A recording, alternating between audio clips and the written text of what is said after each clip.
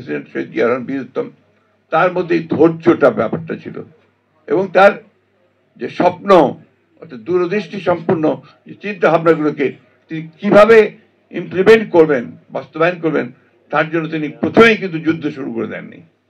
প্রথমে শুনেছেন, সমস্ত বিজ্ঞ মানুষদের নিয়ে বসেছেন। তিনি যারা বিভিন্ন ক্ষেত্রে যারা বিশেষজ্ঞ ছিল তাদের কথা বলছেন। রাত্রি 2টা-3টা পর্যন্ত তিনি এদের নিয়ে কথা বলতেন। একটা রাত ছিল না যে যখন তিনি রাতে এইসব বিশেষজ্ঞদের সঙ্গে কথা বলেননি। কথা বলেছেন, শুনেছেন, তারপরে তিনি কাজ শুরু করেছেন। এই জিনিসটাই আমাদের সকলকে মনে রাখতে হবে, তা না হলে আমরা ভুল করতে থাকবো।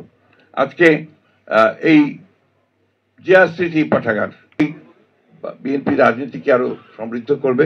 বিএনপিতে যারা জ্ঞান চর্চা করে তাদের সংখ্যা বাড়াবে, ওটা আরেকটা সমস্যা। কিন্তু রাজনীতিতে আমাদের বর্তমান রাজনীতি কিন্তু লেখাপড়ার ব্যাপারটা একদমই নাই, একেবারেই নাই। একটু লেখাপড়া যারা ভালো করে তাদেরকে ঠাট্টা করে কি বলা হয় জানো? আটেল। তো এই পরিবেশে স্বাভাবিকভাবেই এরা যে কাজটা করেছে এটা দুঃসাহসী কাজ করেছে এবং তারা সফল হয়েছে। আমি ধন্যবাদ জানাই তাদেরকে যে কখনো ধৈর্য হারাবেন না, আশা হারাবেন না। আমরা কেন জানি না, আমাদের প্রত্যাশা অনেক কিন্তু ধৈর্য একেবারেই কম। এই তো মাত্র কয়েকটা মাস হয়েছে, এর মধ্যে সব পাগল হয়ে গেছি আমরা।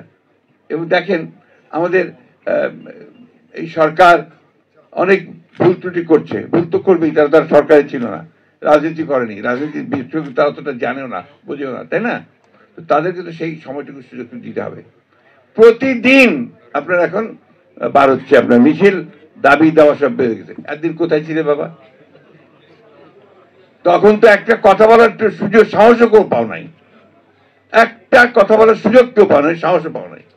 আর এখন যেহেতু একটা অবস্থা তৈরি হয়েছে, সবাই যাবে পড়ছে। এখন ওয়াজির সাহেব বলছিলেন যে ওনার পাশেই জাতীয় বিশ্ববিদ্যালয়, না আজকে ওখানে স্ট্রাইক চলছে, রাস্তাঘাট বন্ধ। এটাতে লাভটা কার? এটাতে এই দেশের, এই সমাজের, এই মানুষের কোন লাভ হবে না। ধৈর্য ধরে যাই, সামনের দিকে যাই। অনেক ত্রুটি আছে, আমি বিশ্বাস করবো। তো অনেক ত্রুটি তারা নিয়ে এসছে, একটা জঞ্জালের মধ্যে এসছে, একেবারে ধ্বংসপ্রাপ্ত জঞ্জাল। চিন্তা, আমার ধারণা ছিল যে এটা এত খারাপ হয়ে গেছে। এই আপনার পরিবর্তনের পরে যখন আমরা দু একটা জায়গায় খোঁজ খবর নেই, অফিস আদালতে খোঁজ খবর নেই, ভয়াবহ কাণ্ড, ভয়াবহ দুর্নীতি, চুরি, ব্যক্তিগত স্বার্থ ছাড়া আর কোনো চিন্তা নেই সরকারি আমলাদের মধ্যে। বলতে আমি বাধ্য হলাম, দুঃখিত। এই অবস্থার পরিবর্তন তো আপনার এত দ্রুত হবে না, একদিনে হবে না। ধৈর্য ধরেন, স্ট্রাকচার আমরা খাড়া করি, গণতান্ত্রিক একটা স্ট্রাকচার খাড়া হোক। সেই স্ট্রাকচার খাড়া হলে নিশ্চয়ই আমরা আপনার সামনের দিকে এগিয়ে যেতে পারবো। তো একটা কথা আবার আমি বলি, আমাকে অনেকে ভুল বোঝে যে আপনি তো নির্বাচন করেন কেন?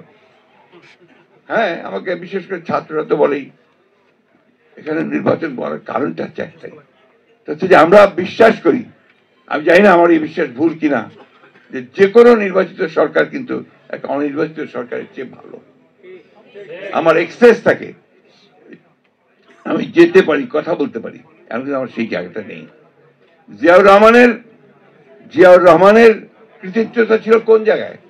জিয়াউর কৃতিত্ব ছিল ওই জায়গায় যে তিনি একটা একদলীয় শাসন ব্যবস্থা, একেবারে বদ্ধ একটা রাজনীতি এবং বদ্ধ একটা অর্থনীতি, সেখান থেকে তিনি বের করে নিয়ে এসেছিলেন। ওটাই ছিল বাংলাদেশের জন্য সবচেয়ে বড় সংস্কার। একদলীয় রাজনীতি থেকে বহুদলীয় রাজনীতি, একটা ভ্রান্ত সমাজতান্ত্রিক অর্থনীতি থেকে তিনি একটা মিশ্র এবং মুক্ত বাজার অর্থনীতির দিকে নিয়ে এসেছিলেন। ওটা সমাজতান্ত্রিক ভ্রান্ত বললাম তো, সেই জন্য ভ্রান্ত সমাজতান্ত্রিক চিন্তা থেকে নিয়ে। আর আওয়ামী লীগ সমাজতন্ত্র করবে কি? আমাদের কোন সমাজতন্ত্র বিশ্বাসই করতো না, করতো না। এটা ছিল প্রতারণা। আপনার, আমার এখনো মনে আছে, এটা বোধহয় সম্ভবত আপনার 69-এই আপনার এই শহীদ মিনারে